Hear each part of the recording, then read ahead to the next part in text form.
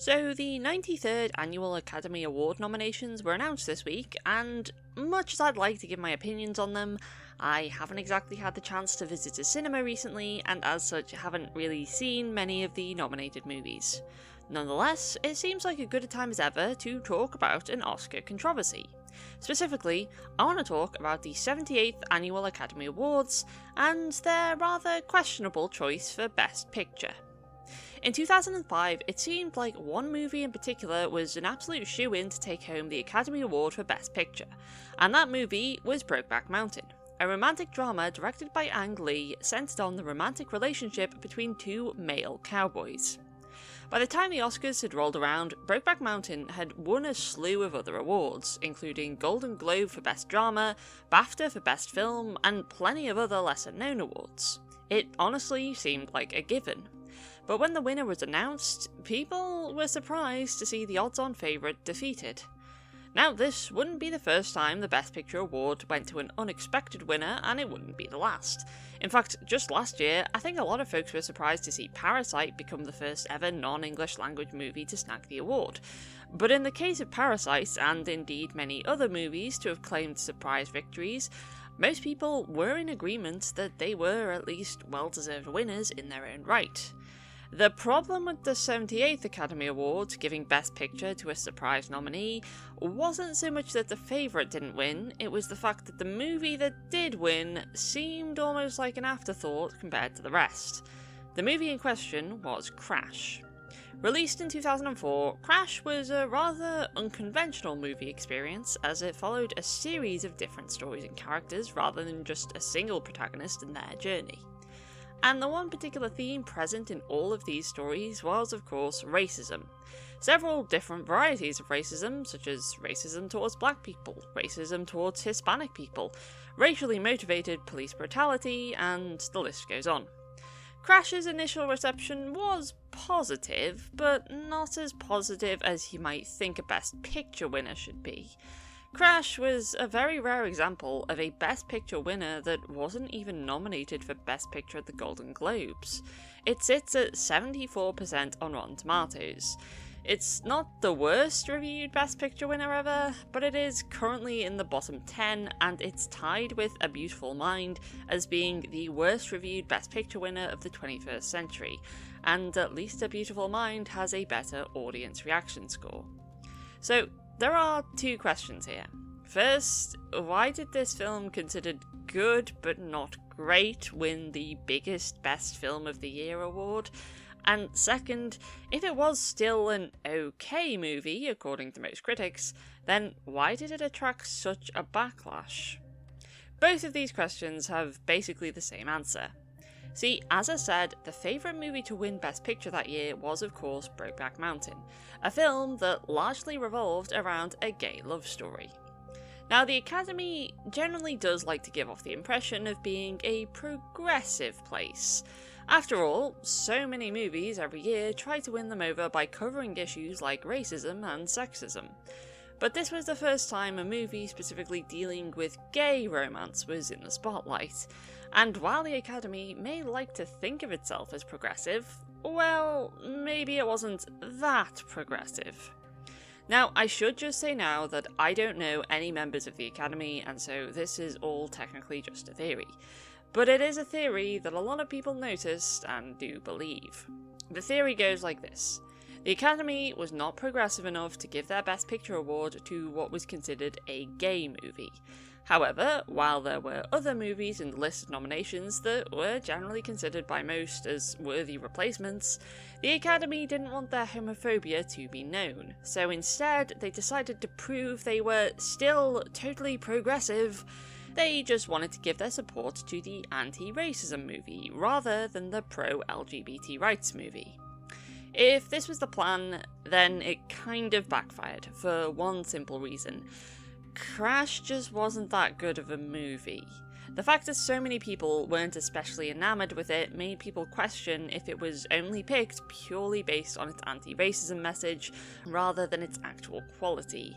Which of course led to people noticing that the other progressive movie that was considered much better by the majority of critics had kind of been ignored in its favour.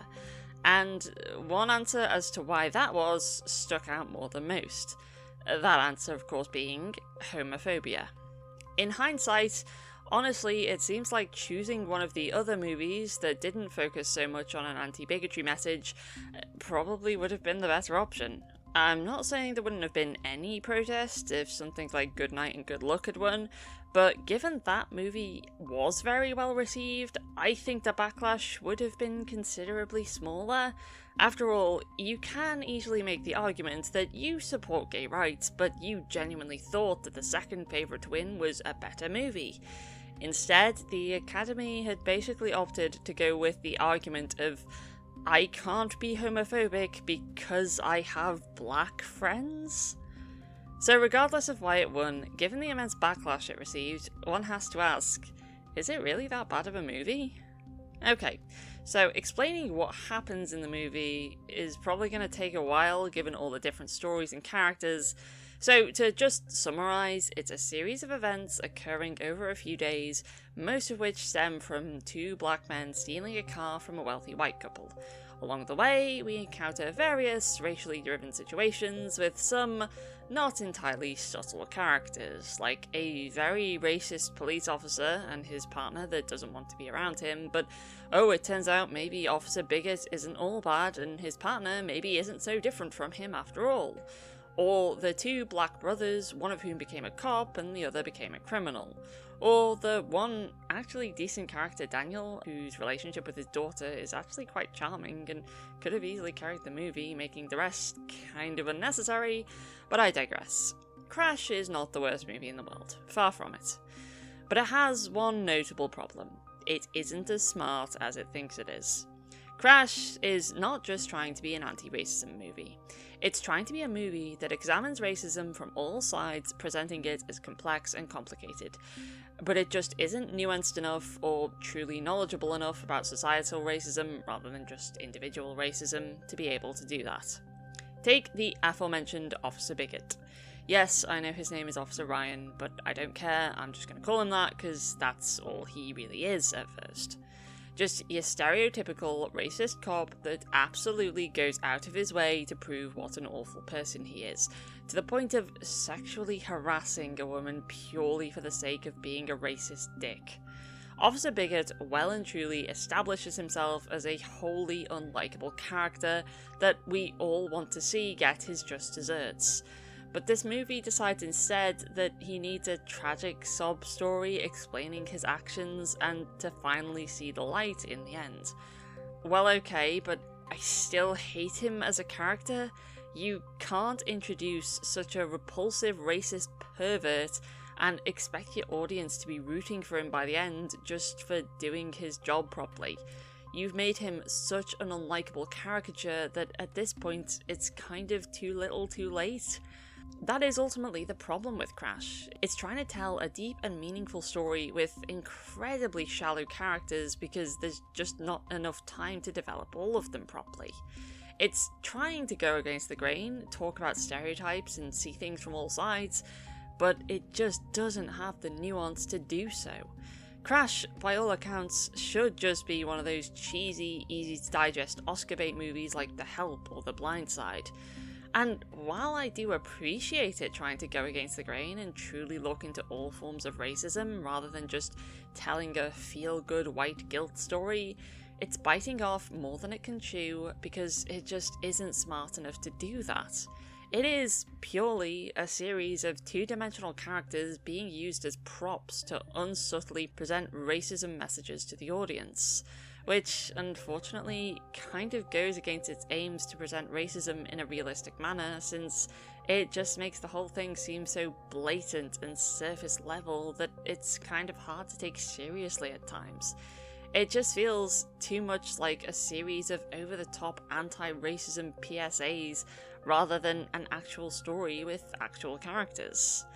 Again, I'm not saying the movie is terrible, and as I say, I actually think it could have been a great movie had it simply been about Daniel the locksmith, a working class man trying to raise his daughter while dealing with anti-Latino prejudice from his workplace, since he is the only character that actually feels like a character and one that the audience could easily get behind at that. But unfortunately, because it tries to tell so many stories at once, very few of them have enough depth, and as a result, it fails to get across the intelligent messages it's aiming for, and instead it seems to just reinforce stereotypes and give characters development that feels unearned.